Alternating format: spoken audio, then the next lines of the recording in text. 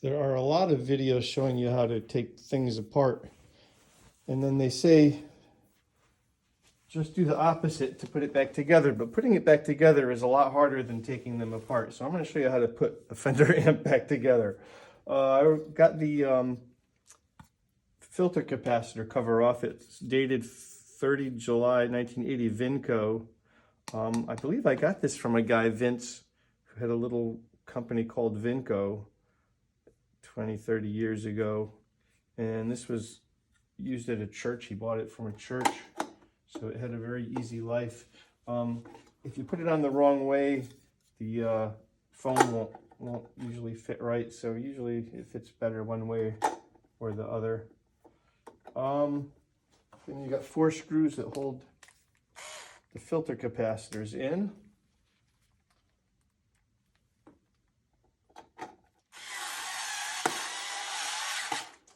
This isn't quite long enough to get in there, but it's close enough. Not a good angle to work at, but I don't want to take up your time and do it with a manual screwdriver. Although I might have to for that one. There we go. Just tighten them up a bit. One more. And then we're going to put it into the cabinet next, which can be a little tricky on some Fender amps. There's sometimes not a whole lot of room up there. Sometimes, especially it seems on the silver-faced amps, the faceplate will kind of get stuck when you pull it in or out. This faceplate is nice and flush there, which is a good thing. So basically, you got to be careful not to damage the tubes, but if you can hold the transformers and just get it in there at a nice angle, carefully. And when you get to the end, it's going to start to hit the speaker baffle, which makes it a little tough to get in, but that was good. Now you want to move it forward. See, I'm getting stuck a little bit on the speaker baffle, but now I just moved it forward so that it's pretty close in line with the speaker baffle. That gives you a good starting point. The side rails are holding it in. Now getting the strap screws in, if you're lucky, they'll go right through the hole in the chassis, but usually it takes some finagling. You can put your hands in there and wiggle the chassis a bit. That one fell through. Okay, that one fell through. Now each of those has got a little nut with a locking thing on it. You can usually get in there with your finger and just hold it. You don't really need to use a tool in there.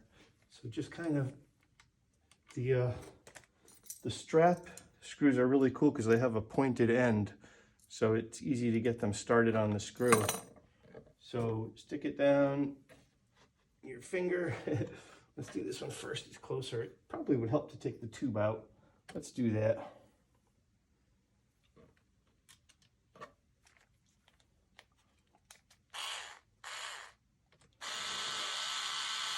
And then just hold my finger on the nut, and it's going up the screw. And once it gets to the top, it's going to pull the chassis up and get tight. I'm not going to tighten it yet until I get the other one started.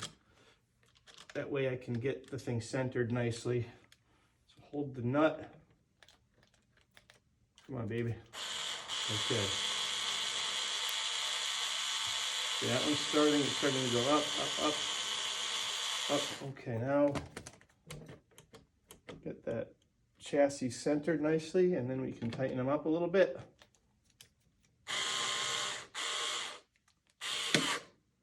Doesn't have to be crazy tight, just tight.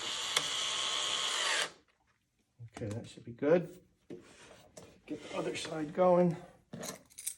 Same thing. Now that one side is in straight, these should go down. There we go. That one's down. That one's down. And a couple of nuts. This nut doesn't have a little lock washer, so I've got a separate washer. I should probably get some new nuts and replace that one as if I had nothing better to do. Let's get that nut started. Okay, it's going up, up, up. Okay, pretty close to the top. Another nut over the prong. Whoops. That preamp tube is pretty close to there.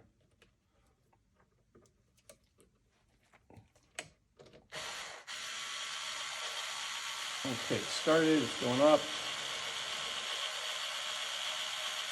Okay, hit the chassis. I'll get that chassis centered. Oh, it's not really moving. Okay, nice and centered. Now tighten it. Okay, that one's not tightening real good because it doesn't really have the right lock washer, but that's pretty tight. Okay, so the chassis is in. You can see we're nice and that edge seems to be pushed in a little bit. That's a little funky looking, so let's see if we can straighten that out for the anal retentive repairman.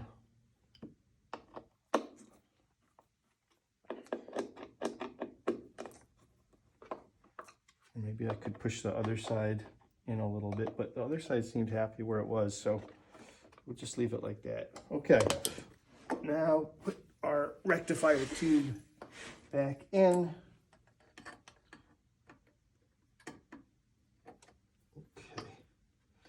Okay. Next thing you want to probably do is the power cord grommet. I always leave the screws in there. You can see it. Got some good light here. Here's the screw that I pulled out and stuck it back in the case so I wouldn't lose it. You know what? Let's get that tube out again. It's right in the way.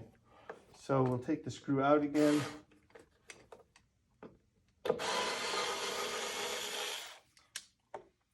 it in the grommet. And back in the hole. Okay, nice. We got enough clearance here. So that's good. Now we also have the reverb wires. One is marked red because they are directional. Of course, I don't have my glasses. I can't see, but I believe this one is marked red. This one is not marked red. So there's our reverb wires. Now we've got the back panel. I like to leave the screws in them so they don't get lost. And if you put it that way, you're not going to be able to. If you put it that way, you're not going to be able to get your speakers plugged in. So you got to put it this way